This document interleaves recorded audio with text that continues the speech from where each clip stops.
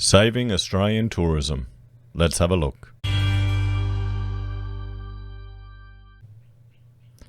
Hello everyone, Florian.Heise here and welcome to another episode of HeiseSays. Grab your stein of coffee and let's have a look at this campaign, an open letter to the state governments to try and save Australian tourism. Now, I'll bring up this chart here. This will show you, this is our tourism industry here in Australia. You can see just the scale of it. Over 600,000 jobs. Over $39.1 billion worth of exports. $60.8 billion of the GDP. It's a big part of it, guys. Big part of our economy. And as a Queenslander, tourism's a big part of my state. Tourism is a big part of my state. Remember when we were watching, probably weeks ago now, maybe a couple of months ago now, all these people, newbie investors getting into the stock market. This one lady going, oh, I'm buying in all of these tourism businesses because they're sure to go up because people, once we get the V-shaped recovery, people will want to travel more.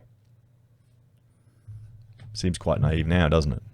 So let's have a look at this campaign and this open letter to our state governments because we're paying a hefty price. Our economy is, business people are, workers are. Dear State Premiers and Chief Ministers, we're appealing to you on behalf of the Australian tourism industry, as well as the myriad of industries that both rely on and support it across the nation's metropolitan, regional and rural economies. Throughout 2020, the tourism industry has sustained a series of devastating setbacks, first from the widespread bushfires of last summer and next, much more broadly, from the ongoing, broad-ranging impacts of the pandemic. Well, this is the thing. It's the impacts of the government lockdowns implemented to try and address the pandemic. That's technically what's happening here. We acknowledge the seriousness of the health crisis we're experiencing. We understand the need for the current Victorian border closure. We also support the continued closure of Australia's international borders, even though many of our businesses rely on international visitors for a significant portion of our revenue. Okay, so they acknowledge the need to close Victoria's borders. They acknowledge the need to close the international borders. So what are they arguing for? Until now, the tourism industry has, as a collective, remained optimistic in the belief that better times are ahead. The industry has worked diligently to keep up the positive stories and to communicate with our local and overseas guests, all with an underlying objective to keep our employees at work and our businesses sustainable. So here's the sad reality, guys. Some of these businesses are just they're gonna shut down. They can't. These jobs are going to disappear. This capital investment in infrastructure is going to disappear. This is what happens. And it has, in a sad way, it has to be allowed to happen. Some businesses need to disappear so others can come in and take their place. Through no fault of their own, this is a disaster. Sure, it's government making, but it's a disaster. Tourism Australia and the state tourism organisations have each done commendable jobs providing industry operators with up-to-date information and convincing Australians to holiday at home, to take road trips, to discover our own backyard. See, that's one thing we intended to do. We wanted to go down on a road trip to the bushfire areas, to at least try and, spend our little coppers there and go on a camping trip with the kids, to show them what happens and to show the nature coming back. But now we can't. Our local media has been supportive, flipping content to provide more insights into the opportunities of travelling within Australia. This should have been our moment as Australian tourism operators to welcome a whole new domestic market to experience our destinations and products with direct benefit to the local communities and economies they support. Our airlines were beginning to restore their networks. Customers were feeling confident and operators were seeing positive signs of pent-up demand and confirmed forward bookings. Let us know in the comments, everyone. Are you getting lockdown fatigue? Do you need to get out? Do you need to go on a holiday? Or do you just need to get away and relax? Would you want to go up north? Go up to Noosa, go to the sunny coast, go up to Cairns. Yeah, go camping, go inland a bit. Because, of course, all tourism only comes to Queensland. Just remember that. Many guests were happy to postpone rather than cancel their bookings in order to support the industry and essentially to have something to look forward to.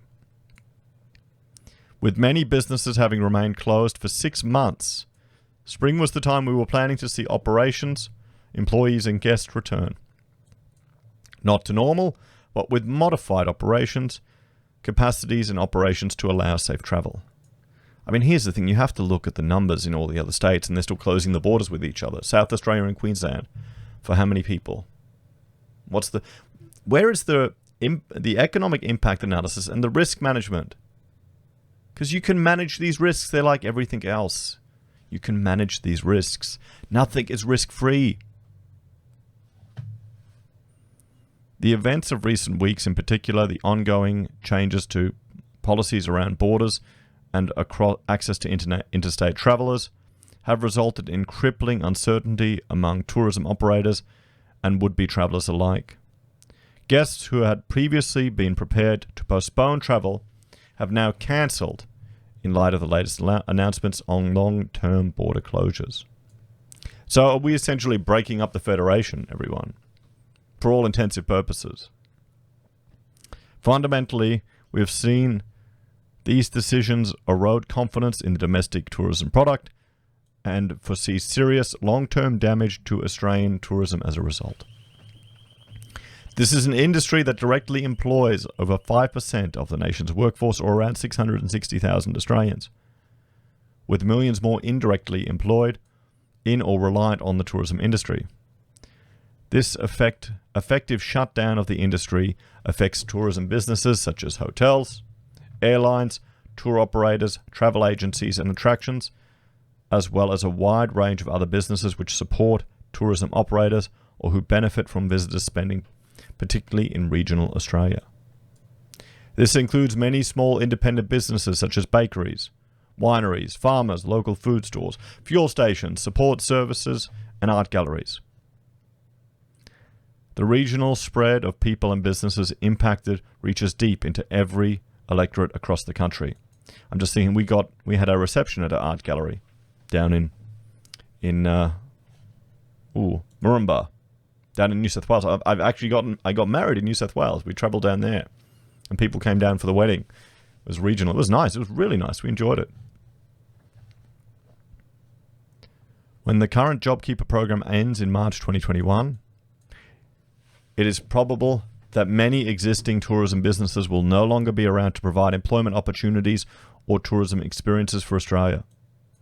When international borders reopen, it is likely that the tourism industry will be so diminished that we will not be able to accommodate the number of international visitors that Australia needs to bolster our economy. And this is where this is the price we are paying, everyone. This is the long-term consequences of these drastic interventions the state is doing. Was this modeled? Was this anticipated?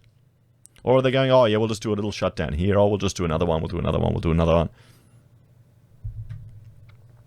This is why the economics of health decisions needs to be taken into account, why risk mitigation strategies need to be understood. This is why I ask, is the price we're paying too much for too little? We need interstate borders to remain open, and this is their push. We need certainty that domestic travel is accessible so that Australians can recommence making travel plans and so we can get employees and businesses back to work. We implore you now to desist from making announcements that erode confidence. We implore you to stop spending public money on border closures. We implore you to work quickly and collaboratively with neighbouring states to install screening protocols for travellers and to implement logical solutions which will allow interstate travel to recommence in a safe and sustainable manner. The Australian tourism industry needs you to act now. And this message is endorsed by, you can see here, Experiences Club, Flight Centre, Bali Lodges, Qantas Loyalty, Hamilton Island Enterprises, NRMA, the Australian Tourism Export Council, Spices Retreats, Hello World Travel, Intrepid Travel, APT Travel Group, Sea-Link Travel Group, NRMA Parks and Resorts, Accord Hotels Pacific, Accord Hotels Asia Pacific, Intercontinental Hotels Group, Crystal Brook Collective Hotels and Resorts, Journey Beyond, Delaware North, True North, Australian Tourism Industry Council, the Tourism Industry Council of Tasmania, the Australian and Thrifty, the car company or rental company, Eurocar, Hertz, Virtuoso, Luxury Lodges of Australia, the Ultimate Winery Experiences Australia, Australian Wildlife Journeys, Accommodation Association of Australia, Suntel Corporation, Erdy Group, More Lodges, Wild Bash Luxury, Northern Escape Collective, the Louise Barossa Valley, Bells of Kilcare and Petta Beach House, BWH Hotel Group, The Taylor, Southern Crossings. I mean, you can see here how many organizations and businesses have signed to this. What do you all think, everyone? Do you think, the government should open the borders, even with the states, with at a much lower risk? Why can't Queenslanders go to WA? How many cases are there? How many cases are here? At least people need to be able to plan. What's the price we're going to pay? Is it worth it for all these businesses to be hurt? How many of them will disappear? How many jobs will be affected? How many people won't have a job to go back to? How many politicians and bureaucrats are not having any impact at all? As always, please like, share, and subscribe to the channel. Let me know your thoughts and opinions in the comments below. If you're a fan of the content I produce and want to help, there's a few ways you can. You can join the channel on YouTube or Patreon. You can support us using our affiliate links at Amazon, eBay, Independent Reserve, or Kucoin. You can buy merch from HeiseSays, use Gold Pass from the Perth Mint, or support us via PayPal. Take care, everyone. Have a great day. I will see you next time.